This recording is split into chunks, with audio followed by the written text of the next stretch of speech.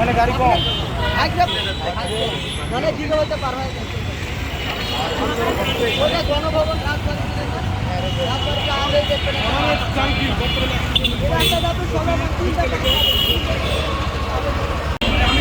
আপনার এগুলো হবে না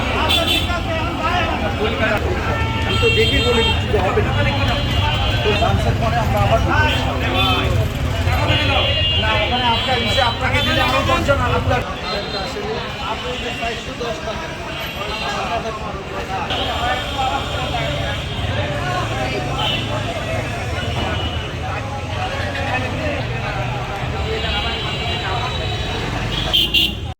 সরকার গত রাত ১২টা থেকে তেলের দাম বাড়িয়ে দিয়েছে। আপনার হচ্ছে পেট্রোল হচ্ছে ১৩৫ টাকা, ১৩৫ টাকা, অকটেন হচ্ছে ১৪০ টাকা এবং হচ্ছে ডিজেল ১১৫ টাকা, আর হচ্ছে আপনার কেরোসিন ১৩০ টাকা।